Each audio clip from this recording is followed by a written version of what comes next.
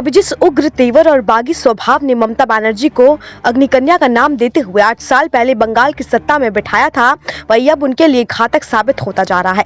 आपको बता दें, सांप्रदायिक राजनीति के बल पर बंगाल में तेजी से पाव जमाती बीजेपी उनकी मुसीबतें लगातार बढ़ रही है। दिक्कत यह है कि बीजेपी उकसा रही है और ममता उसके ट्रैप में फंसती जा रही है। आपको बता दें, हाल ही के लोकसभा चुनावों में भी तृणमूल कांग्रेस को 12 सीटों का नुकसान हुआ, पर ममता में कोई बदलाव होता नहीं नजर आ रहा। ममता को अपने बागी और जुझारू तेवरों की वजह से बंगाल की अधिकन्या का विश्लेषण भी किया जा रहा है। इस तेवर ने ही नंदीग्राम और सिंगूर में जमीन अधिग्रहण विरोध आंदोलन के जरिए वाम मोर्चा के 34 साल के शासनकाल को खत्म कर दीदी के सत्ता में आने की राह साफ की थी। वही साल 2011 की बात करें और उसके बाद 2016 की, तो विधानसभा चुनावों में तृणमूल कांग्रेस की भारी जीत ने बंगाल के विपक्ष का सुपड़ा लगभग साफ कर दिया था।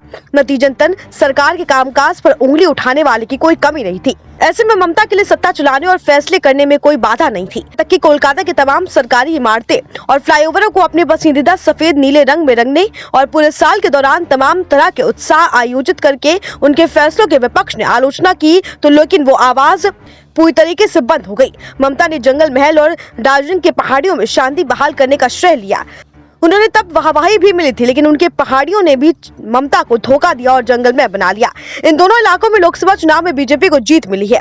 दरअसल ममता की मुसीबतें साल 2016 के विधानसभा चुनावों के कुछ महीने बाद शुरू हो गई। यही वो समय है जब विधायक राजनीति के पंजे फैलाने शुरू किए। बीजेपी अध्यक्ष अमित शाह ने लोकसभा चुनावों के लिए मिशन 23 यानी कि 23 सीटें जीतने का लक्ष्य तय किया। उसी साल कोलकाता से सटे हावड़ा जिले के धूलगढ़ और उसके बाद बांग्लादेश से सटे बाशीराट इलाके में सांप्रदायिक हिंसा हुई।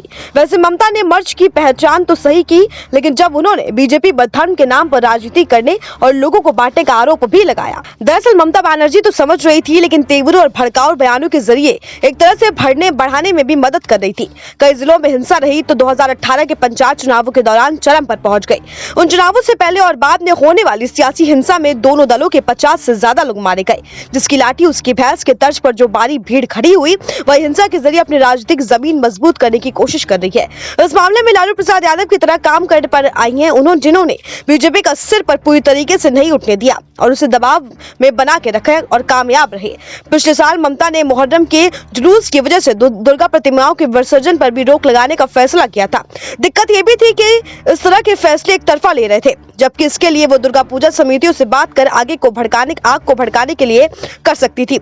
अदालती फटकार के बावजूद ममता ने अपने तेवरों में कोई बदलाव नहीं किया। दूसरी ओर बीजेपी इस मुद्दे को भड़काते हुए खासकर हिंदू समुदाय को लुभाने में जुटी रही और लोकसभा चुनावों में उसको इसका फल भी मिल सका। वहीं बंगाल में चुनाव अभियान की शुरुआत करते हुए प्रधानमंत्री ने ममता को विकास की राह में रोड़ा करार देते हुए सिंडिकेट से हाथ मिलाने और बंगाल में आतंक का शासन चलाने और बुआ भतीजे पर बंगाल के संसाधनों को लूटने का आरोप लगाया। इसके जवाब में ममता ने उनके लोकतंत्र का थप्पड़ मारने और कान पकड़कर उठक बैठक कराने की बात कही। बीजेपी ने इसे पीएम को थप्पड़ मारने की बात करके प्रचारित किया। मर्च के पहले सप्ताह में फड़ी तूफान के बाद नुकसान का जायजा लेने के प्रधानमंत्री जब समीक्षा करने के बुलाए गए, तब ममता ने कहा कि वो प्रधानमंत्री की नौकर नहीं है जो उनके बुलावे पर कहीं भी चली जाए।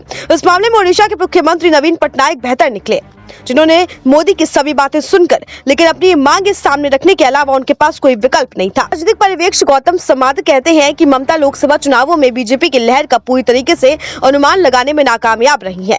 इसी वजह से नतीजों से उन्हें झटका लगा है। इसके चलते वो तमाम ऐसी टिप्पणियां करती हैं जिनके आम लोगों ने छवि खराब की है। इन टिप्पणियों से नाराज लोगों से बीजेपी का समर्थन मिला और 18 सीटें जीत गई। वरिष्ठ पत्रकार और ममता के राजनीतिक सफर को शुरुआती दौर से देखने वाले वरिष्ठ पत्रकार देवाशीष भट्टाचार्य कहते हैं कि ममता की राजनीति की राह शुरू से ऊबड़ खाबड़ रही है। कुछ फैसलों से चलते भले उनके तत्कालिक नुकसान उठाना पड़ा हो, पर वो हालात पर काबू समक्ष रख सकती है। भट्टाचार्य कहते हैं कि ममता पूरी जीवन चुनौतियों से जूझती रही। ये जरूरी है कि अब की उन्हें बीजेपी की कड़ी चुनौती से जूझना पड़ रहा है। Bureau report, SPN 9 news.